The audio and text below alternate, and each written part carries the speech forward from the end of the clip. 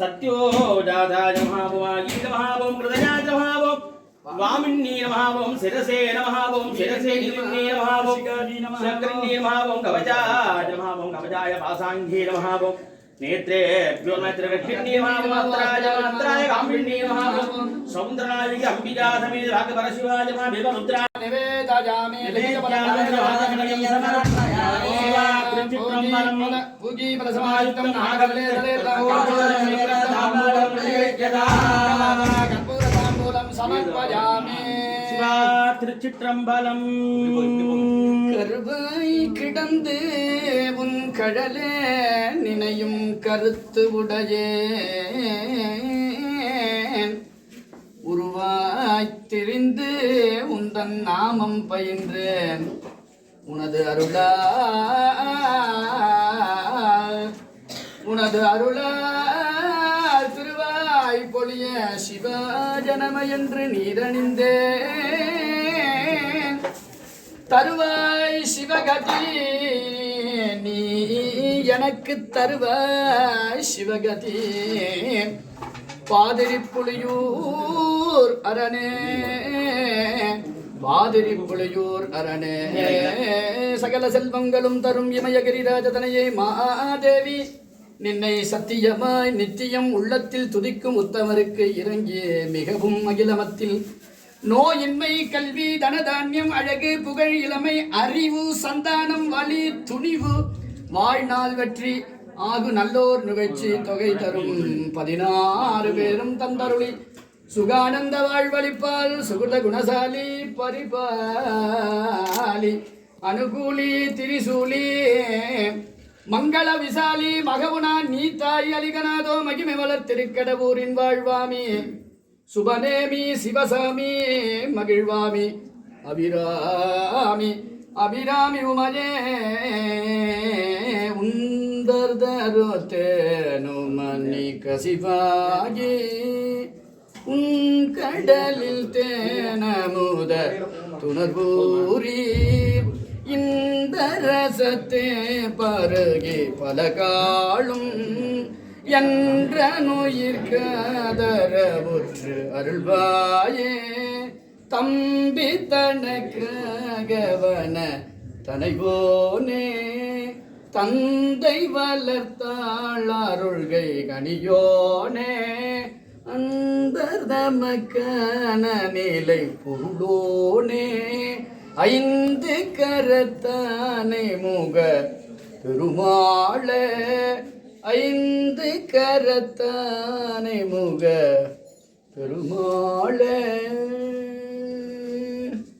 வாழ்க அந்த நர்வானவரானினும் வீழ்க தன் புனல் வேந்தனும் ஒழுங்குக ஆழ்க தீயதெல்லாம் அரண்நாமமே சூழ்க வையகம் துயர் தீர்க்கவே வான்முகில் வழாது பெய்க மலிவலம் சுரக்க மன்னன் கோன்முறை அரசு செய்க குறைவிலாது உயிர்கள் வாழ்க நான் மறை அரங்கள் ஓங்குக நற்றவும் வேள்வி மல்குக மேன்மை கொள் சைவ நீடு விளங்குக உலகம் எல்லாம் ஹரஹர நம பார்வதி பதரே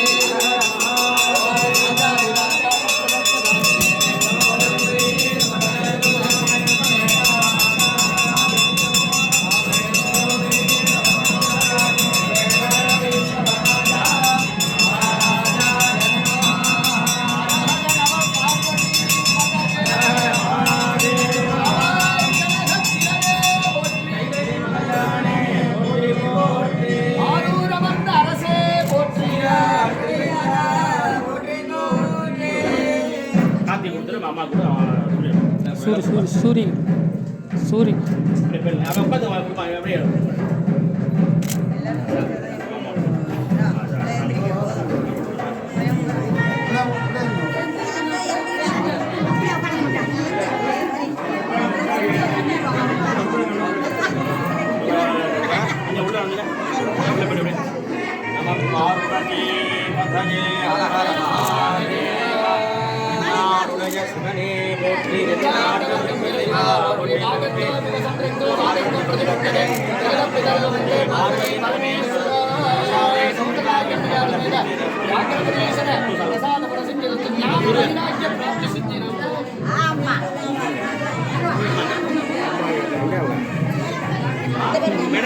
பின்னாடி போயிட்டாங்க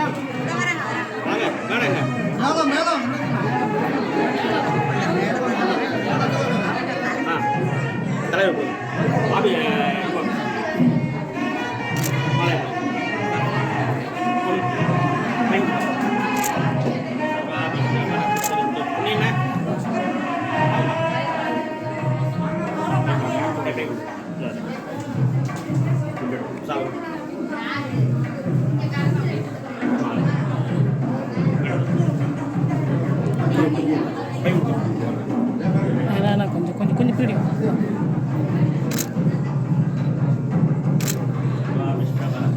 பஞ்ச வாங்க 2 பேர் வாங்கப்பா கிராமத்து 2 பேர் வாங்க பஞ்ச கூப்பிடுங்க தெரு 2 பேர் கூட சரி கூப்பிடு பஞ்ச கூப்பிடு பஞ்சா இருக்காப்பா ஏய் பஞ்சா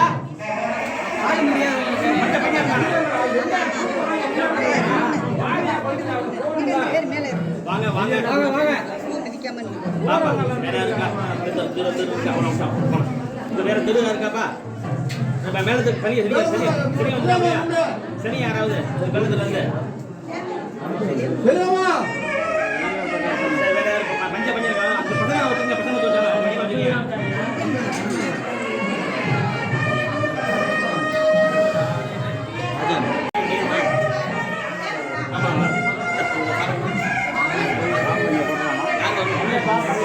நான் சொல்லுங்க கொஞ்சம் பசங்க வாங்கிக்க அப்புறம் போலாம் என்ன பஞ்சாயங்க சரி திரும்ப திரும்ப ராஜேந்திர இல்லையா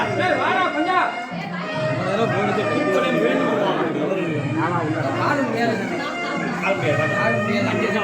ஊரை கூட்டுங்க அதுக்கு தர்மலிங்க வனவாசா தர்மலிங்க கூட தர்மலிங்க என்ன தர்மலிங்க தர்மலிங்க வனவாச பொருள் தர்மலிங்க கூட வனவாச தர்மலிங்க கூட எல்லாம் ஜபா பஞ்சா எல்லாத்துக்கும் ஆள் இருக்கா எல்லாத்துக்கும் ஆள் இருக்காங்களா ஓம் யோவிதா பிரம்மணோ வேத அமிர்தேனா பிரஜாம்புரே அஸ்மே பிரம்மஜனக்கம் ஆத தலை கீர்த்திம் பிரஜாம் ததோ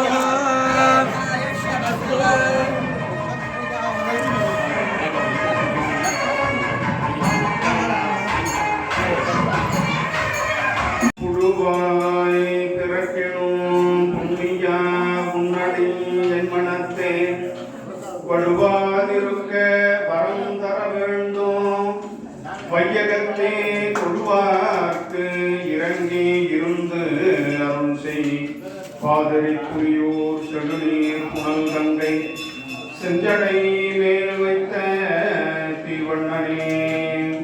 திருச்சிற்றம்பலம்.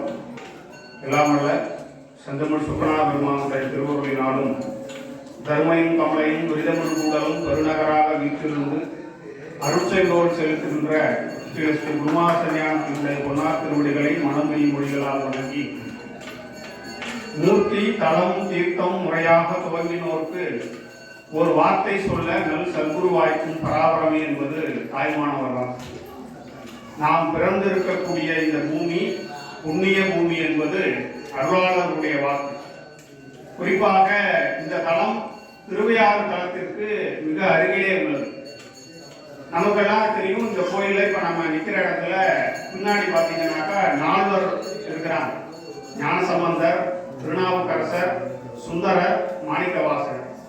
அதுல சுந்தரமூர்த்தி நாயனார் இந்த பூலோகத்துக்கு அவர் தான் 63 நாயன்மார்களை பற்றி பாடுறார் முதல்ல. அப்படி அவர் இங்கே வருகின்ற போது இந்த தமிழ்நாட்டிலே திருவதாரம் செய்கின்றார்னு சேக்கிழார் பெருமான் சொல்ல வராரு. அப்படி சொல்லும் பொழுது அவர் ஏன் இங்கே வராருன்னு சொல்லுகின்ற போது இந்த பூமி மாதவம் செய்த தென்திசை என்று தென்பகுதியிலே இருக்கக்கூடிய இந்த பூமி மாதவம் செய்ததுன்னு சொல்றாரு. அப்படி அதற்கு காரணம் சொல்லுகின்ற போது 5 தலங்கள் இந்த பூமியிலே இருக்கிறது. அந்த 5 தலங்களினாலே இந்த பகுதி மாதவம் செய்தது என்று சொல்லுகின்றார். அதிலே முதலாவதாக இருப்பது சிதம்பரம். சிதம்பரம் தில்லைன்னு இன்னைக்கு நாம சொல்றோம். அதுக்கு இன்னொரு பேர் இருக்கு, பெரும்பற்ற புலியூர். நாம இருக்கிறது பெரும்புலியூர், சிதம்பரத்துக்கு இன்னொரு பேரு பெரும்பற்ற புலியூர். அப்பர் சுவாமிகள் பாடுகின்ற போது அப்படித்தான் சொல்றாரு, பெரும்பற்ற புலியூரானை பேசாத நாளெல்லாம் பிறவா நாளே. அந்த சுவாமியை நாம பேசலன்னா அன்னைக்கு நாள் கணக்கிலேயே வராதுன்னு அர்த்தம். சிவபெருமானை பேசாத நாளெல்லாம் நமக்கு நாள்களே இல்லை அப்படின்னு அர்த்தம். எப்படி வேலைக்கு போகணும் அப்படின்னாக்கா அந்த வேலை நம்ம போகலன்னா அன்னைக்கு ஆப்சன்ட் போடுறாங்களோ அந்த மாதிரி கணக்கு. நம்ம வாழ்நாள்ல இந்த நாளே கணக்குல வராதுன்னு அர்த்தம். சிதம்பரம், திருவாரூர், காஞ்சிபுரம், சீர்காழி, திருவையாறு இந்த 5 தலங்கள் இந்த பூமியில இருப்பதினாலே இது மாதவம் செய்த தென்திசை என்று சொல்லுகிறார்கள். அந்த 5 தலங்கள்ல திருவையாறுக்கு அருகிலே இருக்கக்கூடியது இன்றைக்கு நாம் வழிபாடு செய்யக்கூடிய வியாக்கரபுரீஸ்வரர். வியாக்கரம்னா புலின்னு பேர். புலிக்கால் முனிவர் வழிபட்ட தலம் இந்த தலம். அவர் பல்வேறு தலங்களிலே வழிபட்டு இருக்கிறார். அந்த தலங்கள் எல்லாம் புலியூர் என்று முடியும்படியாக இருக்கும். பெரும்புலியூர், ஓமாம்புலியூர், பெரும்பற்ற புலியூர், திருப்பாதை புலியூர்னு அவர் வழிபட்ட தலங்கள் எல்லாம் புலியூர் என்று முடிகின்ற வகையிலே அமைந்திருக்கும். அவர் யாருன்னு பாத்தீங்கன்னா சிவபெருமானுடைய சிதம்பரத்தில் இருக்கக்கூடிய நடனத்தை தரிசனம் செய்வதற்கு 2 முனிவர்கள் ஆசைப்பட்டார்கள். இதை முதல்ல பார்த்தது யாருன்னாக்கா மகாவிஷ்ணு. அவர் தாண்டவத்தை, சிவபெருமானுடைய தாண்டவத்தை தன்னுடைய உள்ளத்திலே இருந்து தரிசனம் பண்றாரு. அப்போ அவருடைய எடை அதிகமா கூட்டிடுது. அவர் எங்க இருக்கிறாரு? பார்க்கடல்ல ஆதிசேஷன் மேல படுத்திருக்கிறார். அப்போ அந்த எடை கூடிய பொழுது அந்த நாகமா இருக்கக்கூடிய ஆதிசேஷன் அவர்கிட்ட கேட்கணும், எதனால திடீர்னு இப்படி வருகின்ற போது நான் பெருமானுடைய ஆனந்த தாண்டவத்தை கண்டு தரிசித்த அந்த புண்ணியத்தினாலே எடை கூடியிருக்கின்ற போது நாங்களும் அதற்கு என்ன செய்யணும்னு கேட்கும் பொழுது நீ பூலோகத்திலே சென்று சிவபெருமானை தவம் இருக்கணும்னு சொல்றாங்க. அவர் தவம் இருக்க வந்த போது மறுபுறம் வியாக்கிரபாத முனிவரும் வந்து தவம் செய்கிறாரு. 2 பேரும் அருகிலே இருந்து தில்லைவனத்துல திருமூலநாதர் போய் தவம் செய்து அவர்களுக்கு சுவாமி தைப்பூச நாள்ல வந்து காட்சி கொடுக்கிறார், நடன காட்சி கொடுக்கிறார். அந்த பெருமானுடைய திருநடனத்தை எல்லோரும் கண்டுகளிக்கும்படியாக நமக்கு ஏற்படுத்தி கொடுத்த அந்த முனிவர் வழிபட்ட தலத்தினாலே அவருடைய நாமத்தினாலேயே இங்கே இருக்கின்ற இந்த சுவாமிக்கு வியாக்கிரபுரீஸ்வரர் வரலாறுல நம்ம எல்லாருக்கும் தெரியும். நாம எல்லாரும் இது வந்து சோழ நாடுன்னு சொல்லுவாங்க. சோழ நாட்டினுடைய கொடியாக என்ன இருக்குன்னா புலிக்கொடிதான் இருக்கும். உண்மையாக வரலாற்றினை கூர்ந்து படித்தால் அந்த புலி சின்னம் வேறு யாரும் அல்ல, வியாக்கிரபாத முனிவர் தான். அப்ப அந்த இரண்யாட்சன் ஒரு அசுரன் வந்து சுவாமி கிட்ட போய் அந்த தில்லையில இருக்கக்கூடிய பெருமானுடைய பெருமைகளை எல்லாம் கேட்கும் பொழுது அவர் தான் உபதேசம் பண்றாரு. சிவபெருமானுடைய பெருமை என்ன, களத்தினுடைய பெருமை என்னன்னு சொல்லுகின்ற போது நன்றி கடனாக அவன் தான் முதலாக புலிக்கொடியை ஏற்கின்றான். யாருக்காக? வியாக்கிரபுரீஸ்வரர் முனிவருக்காக. அந்த முனிவர் வழிபட்ட தலம் இந்த தலம். ஏன்னா சிவாலயம் இல்லாத ஊர்ல குடியிருக்க கூடாதுன்னு சொல்லுவாங்க. சிவாலய முனிவர்னே ஒருவர் இருந்தார். அவர் என்ன பண்ணுவார்னா ஒவ்வொரு ஊருக்கும் நடைபயணமா போய் அங்கே பல தலங்களை தரிசனம் பண்ணுவார். அப்படி ஒரு ஊருக்கு போகின்ற போது அன்னைக்கு காலையில சிவபூஜை நித்திய சிவபூஜையை பண்ணணும்னு சொல்லிட்டு ஒரு வீட்டினுடைய திண்ணை நல்ல இடமா இருக்குன்னு சொல்லி அங்க உட்காந்துறாரு. அந்த வீட்டுக்காரம்மா வந்து இப்ப நம்ம இங்க எழுவூர் விழாவெல்லாம் பாத்தீங்கன்னா எல்லார் வீட்டிலயும் வந்து உணவு சமைச்சு கொடுக்குறோம். யார் வந்தாலும் சாப்பிட வாங்கன்னு சொல்லி கூப்பிடுறோம். அது மாதிரி அந்த அம்மா வந்து நீங்க சாப்பிட வாங்க அப்படின்னு சொல்லி கேட்கும்பொழுது நான் பூஜையை முடிச்சுட்டு வரேன்னு சொல்றாரு. பூஜையை முடித்த உடனே அவர் என்ன கேட்கிறாருன்னா இந்த ஊர்ல சிவாலயம் இருக்கு, நான் ஆலயம் தரிசனம் பண்ணிட்டு தான் நான் வந்து உணவு எடுத்துக்கன்னு சொன்ன போது அந்த அம்மா சொல்றாங்க இங்க வந்து இந்த ஊர்ல சிவாலயம் இல்லைன்னு சொன்ன உடனே தண்ணி கூட குடிக்காம அந்த ஊர்ல இருந்து வெளியில வந்துடுறாங்க. அப்படிப்பட்ட தவம் உடையவர்கள் எல்லாம் நம்ம சாமியினுடைய நெறியை கட்டி காப்பாற்றியவர். ஏன்னா சிவபெருமானுக்கு மேலான ஒரு தெய்வம் இந்த உலகத்துல கிடையாது. அப்படிப்பட்ட பெருமையுடைய சாமி. அதாவது இந்த சுவாமிக்கு நாம பணி செய்யணும் அப்படின்னா இது இந்த பிறவியிலே நமக்கு கை கூடுவது அல்ல. திருவானைக்காவில் அப்படின்னு நம்ம திருச்சிக்கு பக்கத்துல உள்ள தலம் இருக்கு. அங்கே சிலந்தி யானை இரண்டும் சுவாமிக்கு போய் பணி செய்யும். யானை என்ன பண்ணுதுன்னா காவிரி ஆற்றிலே நீர் கொண்டு வந்து சுவாமிக்கு அபிஷேகம் பண்ணுது. இந்த சிலந்தி என்ன பண்ணுதுன்னா அந்த மரத்துக்கு கீழே இருக்கக்கூடிய பெருமான் மேல இலை சருகுகள்லாம் விழுந்தேன்னு சொல்லிட்டு ஒரு பந்தல் கட்டுது. சிலந்தி வலை இருக்கு இல்லையா, அதுலயே ஒரு பந்தல் கட்டுது. இந்த யானை என்ன நினைச்சிருதுன்னா இந்த சிலந்தி பந்தலையும் ஒரு தூசுன்னு நினைச்சு அதை சுத்தம் பண்ணிக்கிட்டே இருக்குது. அதனால கோபம் அடைஞ்சு இந்த சிலந்தி என்ன பண்ணுதுன்னா யானையினுடைய துதிக்கையிலே புகுந்து அந்த யானையை கொன்றுவிட வேண்டும் என்று நினைக்கிறது. அப்போ யானையும் இறந்துடுது, சிலந்தியும் இறந்துடுது. ஆனால் யானை சிவபூசை மட்டுமே செய்தது, வேற எதையும் அது சிலந்தியை கொள்ளணும்னா எதுவும் நினைக்கல. அதனால அதுக்கு சிவகதி கொடுக்குறார் சுவாமி. இது ஒரே ஒரு நிமித்த காரணமா என்ன பண்ணிட்டுது, அந்த யானையை கொள்ளணும்னு நினைச்சிட்டுது. ஆனால் அதே சமயம் தன்னுடைய பணியாக சுவாமிக்கு வந்து அரணாமிக்கணும்னு நினைச்சது இல்லையா, அந்த ஒரு சிந்தனையினாலே சுவாமி என்ன பண்றாருனாக்கா நீ வந்து கோச்சங்க சோழன்கிற ஒரு அரசனாக ஒரு நாயன்மாராக அவருக்கு அவதாரம் பண்ண வச்சு கிட்டத்தட்ட 76 மாட கோயில்களை கட்டியவர் அவர். அப்படிப்பட்ட சிறப்புடையது. எல்லாருக்கும் தெரியும் திருமறைக்காடுங்கிற காலத்துல சுவாமிக்கு பக்கத்துல இப்ப நம்ம தீபம் எல்லாம் ஏற்றுறோம் இல்லையா, அது மாதிரி ஒரு விளக்கு எரிஞ்சிட்டு இருக்குது. ஒரு எலி என்ன பண்ணுதுனாக்கா பசியில போய் அந்த எண்ணெயை குடிக்கணும்னு போகுது. தீபம் அணைய போற சூழல்ல இருக்கு. இது என்ன பண்ணுதுன்னா அந்த எலி எண்ணெயை குடிக்கும் போது நெருப்பு சுடுதேன்னு முக்கால தூண்டி விட்டுட்டுது. அதற்காக சுவாமி அதுக்கு வந்து மகாபலி சக்கரவர்த்தியாக போகும்படியாக பிறப்பு கொடுத்தார். நமக்கு கிடைத்திருக்கிற இந்த பிறவி, அதுவும் குறிப்பாக சொல்லணும்னாக்கா பெண்கள் எல்லோருக்கும் சாமி வந்து ரொம்ப அருள் செய்யக்கூடியவர். ஏன்னா அப்பர் பெருமானை திருநாவுக்கரசரை வந்து சைவ சமயத்துக்கு கொண்டு வந்தது அவருடைய அக்கா. காரைக்கால் அம்மையாருடைய புராணம் நம்ம நிறைய படிச்சிருக்கோம். இந்த மாதிரி பல அடியார்களை சுவாமி வந்து பக்கத்தில் இருக்கக்கூடிய எல்லா தலங்கள்லையும் நீங்க தலைவர்களார்கள் பார்த்தீங்கன்னா நிறைய அடியார்களுக்கு உதவி செய்திருக்காங்க. அதனால இங்க இருக்கக்கூடியவங்க இந்த ஆலயத்தை சுத்தமா வச்சுக்கணும். உங்களால இயன்ற அளவுக்கு சுவாமிக்கு மலர்களை பறித்து கொண்டு பண்ணணும். அதுக்குதான் இங்க பூஜை பண்றவங்க இருக்கிறாங்க. அவங்க கிட்ட உங்களால முடிஞ்ச மாலையை உதிரியாகவோ இல்ல சரமாகவோ கட்டி கொடுக்கறது பெரிய புண்ணியம். ஏன்னா புண்ணியம் செய்வாருக்கு பூ உண்டு நீர் உண்டுன்னு நம்முடைய நூல்கள் சொல்கின்றன. அப்படிப்பட்ட புண்ணியம். ஏன்னா அந்த முனிவர்கள் எல்லாம் அப்படித்தான் வழிபட்டாங்க. அவர் வியாக்கிரபாத முனிவர்கள் எல்லாம் வழிபட்ட மலர் வந்து கொன்றை மலர், சரக்கொன்றைன்னு சொல்லுவாங்க. இந்த கோயிலே நாங்கள் சப்தஸ்தானத்துக்கு வரும்பொழுது இந்த பிரகாரத்தில் இருக்கோம். நாங்கள் போய் பறிச்சுட்டு வருவோம், பின்னாடிலாம் போய் பறிச்சுட்டு வந்து சுவாமிக்கு இங்கே சாத்திரத்துக்கு கொடுப்போம். அந்த பூ, அந்த மரமே சிவபெருமான்னு நூல்கள் சொல்லுது, கொன்றை உள்ளார்னே சொல்லுது. சிவபூஜை பண்றவங்க ஆத்மார்த்த மூர்த்தியாக சனிகலிங்கம் சந்தனம் வச்சு பண்ணுவாங்க.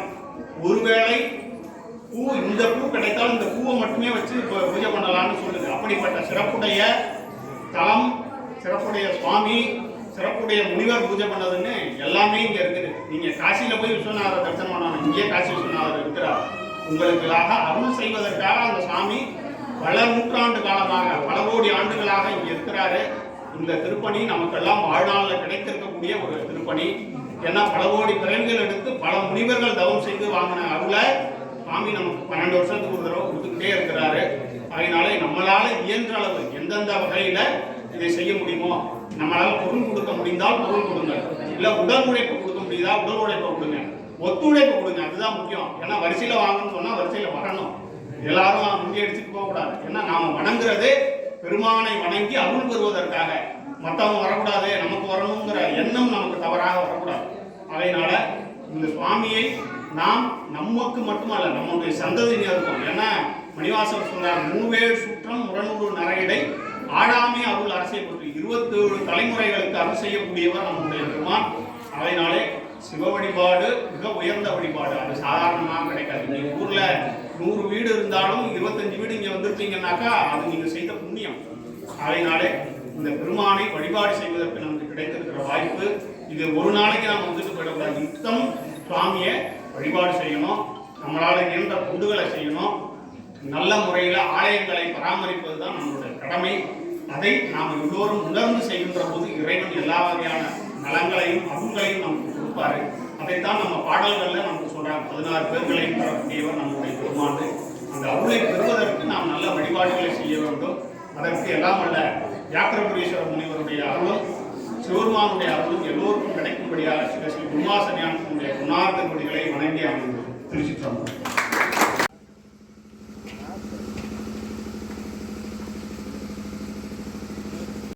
பெரும்புலியூர், ஓமாம்புலியூர், திருப்பாதிரிப்புலியூர், நெருக்கத்தம்புலியூர் அப்படின்னா 5 புலியூர். பெரும்பற்ற புலியூர் அப்படின்னா சிதம்பரம், எருக்கத்தம்புலியூர் ராஜேந்திரப்பட்டினம், திருப்பாதிரிப்புலியூர் கடலூர், பெரும்புலியூர் நம்ம ஊர். 5 ஊரில் வியாக்கிரபாதர் பூஜை பண்ண க்ஷேத்திரம். 5 ஊரில் சிதம்பரம் நடராஜர் மாதிரி விசேஷம், நடராஜர் ரொம்ப விசேஷம் இந்த ஊரில். அது மட்டும் இல்லாமல் ஞானசம்பந்தர் பாடல் பெற்றது. ஞானசம்பந்தர் பாடலில் பெரும்புலியூர் பெரியாரேன்னு பாடுகிறார். பெரும்புலியூரில் சுவாமி எப்பொழுதும் வீட்டிருப்பாராம், அது ஒரு சிறப்பு. அது மட்டும் இல்லாமல் இந்த ஊரில் உமாமகேஸ்வர சுவாமி ஒரு சுவாமி. யாரெல்லாம் தம்பதிகள் பிரச்சனை இருக்கோ அவங்க வந்து வழிபாடு பண்ணாங்கன்னா இந்த உமாமகேஸ்வரரை அவங்களுக்கு தம்பதி ஒற்றுமை ஏற்படும். அது மட்டும் இல்லாமல் சோழ மகாராஜாவால் பிரதிஷ்டை செய்யப்பட்ட வாராகி ஒரு விசேஷம். தஞ்சாவூர் வாராகி சிறப்பு. அதை விட சிறப்பு இந்த வாராகி ராஜாங்க பதவி உள்ளவங்கன்னா இந்த வாராகி வந்து வழிபாடு பண்ணால் ராஜாங்க பதவி என்பது உண்மையாகும். பெரும்புலியூர் சிறப்பான க்ஷேத்திரம். அனைவரும் வருக, அருளை பெறுக. ஞானம் சொல்லுங்க, திருஞானம்